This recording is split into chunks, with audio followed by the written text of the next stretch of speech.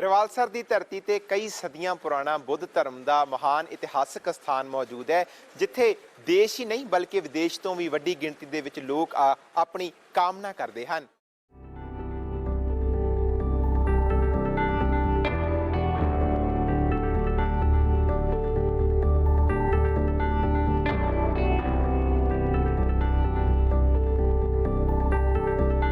रवालसर की धरती बहुत ही रमणीक धरती है, जिथे कुदरती नज़ारे मन मोह लैंदे ने। इसे धरती ते पवित्र मनी जाती इतिहासिक झील के कंढे ते बुद्ध धर्म का सदिया पुराना इतिहासिक मंदिर सुभायमान है, जिथे बुद्ध धर्म के गुरु पद्म संभव जी ने तप किया।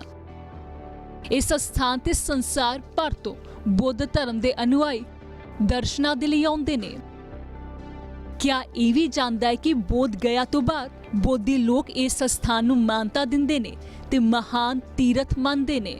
इसका इतिहास तो बहुत बड़ा है। संक्षेप में बोला जाए तो आचार्य पद्म संभव जो कि भारत के बड़े आचार्य हुए हैं, तांत्रिक आचार्य हुए हैं, जो नालंदा के थे, बाद में बोध गया में उन्होंने साधना किया और तिब्बत के राजा के निवेदन पर तिब्बत में गए।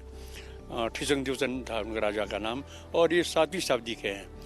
जब तिब्बत गए तो तिब्बत में बौद्ध धर्म था, तो वहाँ पर शांत रक्षित और इन्होंने मिलकर तिब्बत में बौद्ध धर्म प्रचार प्रसार किया। और जब तिब्बत में गए तो उसी दौरान वो पूरे हिमालय में भ्रमण किया, जैसे भूटान में, सिक्किम में, लाहौल स्पीति में, किन्नौर में, फिर लद्दाख में, फिर अरुणाचल में, सब भ्रमण किया उन्होंने।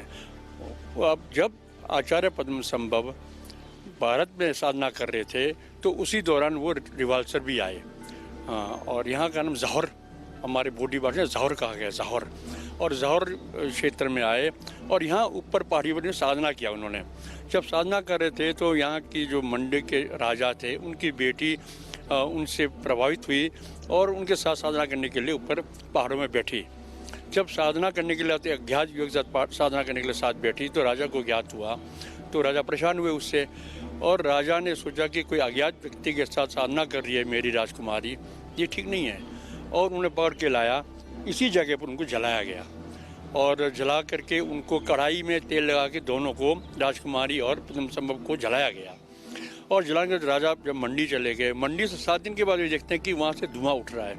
जब वहाँ से अपने मंत्री को देखने के लिए यहाँ भेजा तो जब मंत्री यहाँ आए तो ये सरोवर बना था, सरोवर, और सरोवर बना था, बीच में पेड़ था, सुंदर टाबू चल रहा था। तो फिर राजा हैरान हो गए। जब राजा यहाँ आए तो उन्होंने देखा कि सरोवर बड़ा सुंदर सरोवर बना है, और फिर उन्होंने क्षमा मांगा। जब क्षमा मांगा तो फिर पद्म संभव प्रकट हुए और उन्होंने कहा कि मुझे क्षमा कीजिए, और आचार्य पद्म संभव ने क्षमा किया उनको। उसके बाद से ये पवित्र झील यहाँ पर बौद्धों के लिए बहुत ही पवित्र माना जाता है। ये 7वीं शताब्दी की बात है। ये किन्नौर के, लाहौल के, स्पीति के, जितने हिमालय के देश है, नेपाल है, भूटान है, फिर हमारे भारत के सिक्किम है, कालिम्पोंग, दार्जिलिंग है, जितने भी फिर अरुणाचल है, चंबा, भरमौर है, सब लोग यहाँ आके हम प्रार्थना करते हैं आचार्य पद्म संभव की, जिनको हम दूसरे बुद्ध के रूप में मानते हैं। रिवालसर का एक तो वो आचार्य पद्म संभव ने साधना किया राजकुमार की बात, उनको दंड के रूप में जब दंड दिया गया तो सरोवर बना। उसके बाद दूसरा बगल में वैदिक मंदिर है, ये लोमस ऋषि का है, और ये कहते हैं कि लोमस ऋषि का पवित्र स्थान है जिन्होंने साधना किया।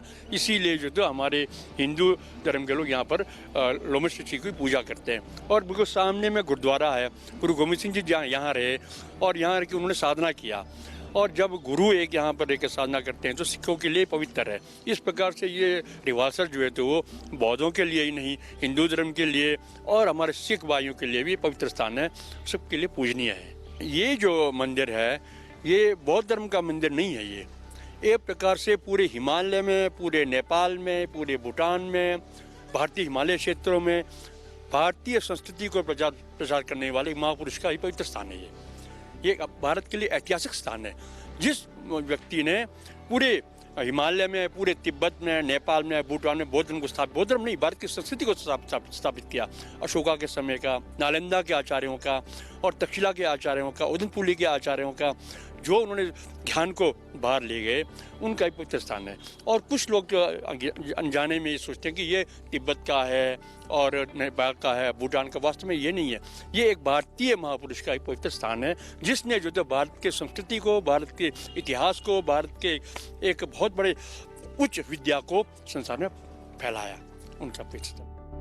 ਇਸ ਧਾਰਮਿਕ ਅਸਥਾਨ ਤੇ ਵੱਡੀ ਗਿਣਤੀ 'ਚ ਸੈਲਾਨੀ ਵੀ ਦਰਸ਼ਨਾਂ ਲਈ ਆਉਂਦੇ ਨੇ ਤੇ ਇੱਥੇ ਬੁੱਧ ਧਰਮ ਦੇ ਗੁਰੂ ਪਦਮ ਸੰਭਵ ਜੀ ਦੀ ਵਿਸ਼ਾਲ ਮੂਰਤੀ ਦੂਰ ਤੋਂ ਹੀ ਵਿਸ਼ੇਸ਼ ਖਿੱਚ ਦਾ ਕੇਂਦਰ ਬਣਦੀ ਹੈ।